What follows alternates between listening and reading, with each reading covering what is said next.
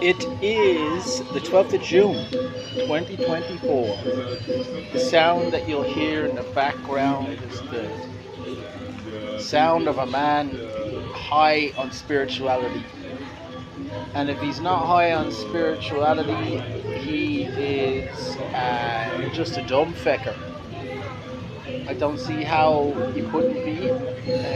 Every physical entity wandering about the place up here in Ubud is that much closer to spiritual enlightenment. It's like our souls have drawn us here for a certain reason. They call it the land of the gods. Bali is known as the land of the gods. What's the word that we use for religions that believe in one deity? Is it monotheism? Yeah, well, monotheism can suck the sweat off my balls. It makes a lot more sense to have a heap of different gods and each of them taking care of one particular ailment, right? We could have the god of itchy balls, the god of frustration, the god, I'm sure they do already, don't they? They probably do have a god for frustration. I don't know if they have a god for itchy balls, but they probably have a god for lust. Anyhow, the land of the gods. I'm here having a coffee, overlooking. It's either a very big garden or a very small field. And if it's a garden, it could do with a dance with a lawnmower, or just a very disciplined gardener. And if it's a field, maybe you could throw in a couple of cows there, because the grass is quite tall and majestic. And then there's dragonflies zipping about the place. The sun is going down. It is about 4 bells at the moment. I'm drinking some funky coffee, Lakuda or something like that. Most likely fermented from the beans of the gods themselves. Anyhow,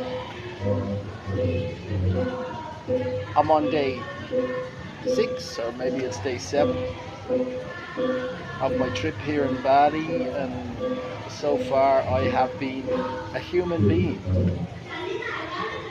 I joked with my sponsor to say each morning I have to scrape massage therapists off my shoes, because there's that many of them that I have to navigate around.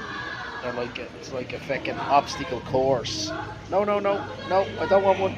No, I know that if I went in there and got a normal massage, you just turn it into a happy ending anyway, because they do this thing where they lean over and they use their cleavage and they say, or maybe they mightn't even see it, they just stick their cleavage in your face and whisper money. But this one, I got the usual massage, and I'd say I was 90% sure I was 90% sure I wasn't going for a happy ending. So when she did the usual, I said no. And I hadn't heard this pitch up until that point. She said, I can make it all go away. I can make you feel better. Something like that, right? It's all going to be okay, she said, as she stroked my knee suggestively. And I'm like, what? It's all going to be okay? Really? So anyway, I thought that maybe she had some kind of magic wand. And for the briefest of seconds it was that little bit of magic. And then once the spell faded and I looked around, I was in a relatively grotty massage parlor, and when the lights are on, the massage therapist doesn't have the halo above her head.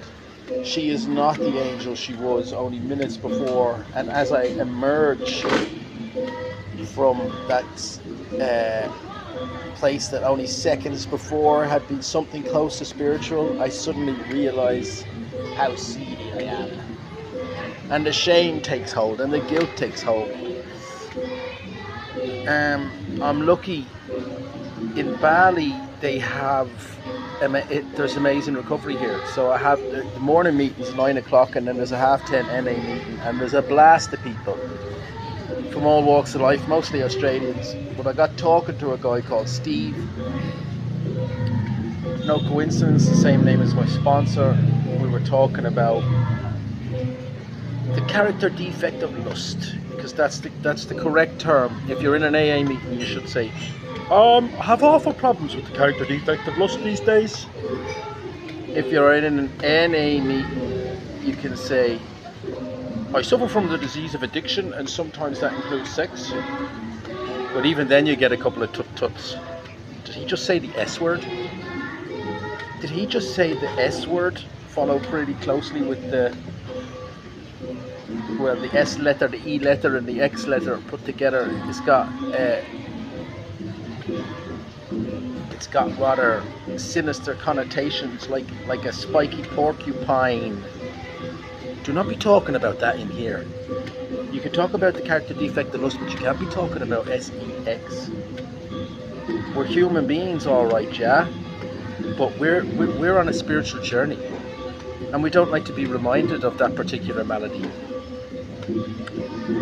Even over at the SLAA, where you would think, in the Sex and Love Anonymous Fellowship, you would think that it would be perfectly okay to say, I've an awful problem with the happy ending massage parlours. Even there, you get into awful shtick. I once got kicked out of a meeting for talking about the pride I had in the fact that I hadn't opened a box of condoms. I said, I just went to Dumaguete, there's temptation everywhere. And I am coming back with the very same box of condoms that I purchased as I entered the city. Nah, out you go. There's nothing spiritual about that. That's not newsworthy for an SLAA meeting. And that resentment, I had to take it to my sponsor. What a bunch of feckin' bellends. So be careful with your language when it comes to SLAA, when it comes to AA, when it comes to NA, or anything with a fucking A at the end of it. I have a soft spot for massages, especially with the icing on the cake. And I'm able to get 7 days, and I'm able to get 10 days, and I'm able to get 30 days even, but it turns out I'm still human. And so this guy Steve gave me the best advice. To thine own self be true. He says, if you got a problem with it, then you got a problem with it. Every man, except for the men who like to jump into bed with fellas, every man loves pussy. That's the way that we were designed. But there's nothing more idiotic than a man wasting his money on pussy when he doesn't even want it. So to thine own self be true. If you've got issues with the payment, remember, the cheapest sex you will have is the sex that you pay for, and you're going to pay for it anyway. You know, whether you're married or single, whatever the case, you're always going to pay for sex. So I was able to take that away and kind of examine why do I have shame and guilt around it? I think it might be just the obsession. I've nothing else to fucking obsess about, so I may as well obsess about that. I'm a bit of a scabby bastard as well, so sometimes I think, God, I shouldn't be blowing my money on that kind of thing. It's such a fleeting moment. It becomes the past tense so very quickly. Anyway, to thine own self be true. I am here in a spiritual place. I'm going to love you and leave you. That's 9 minutes of a rant.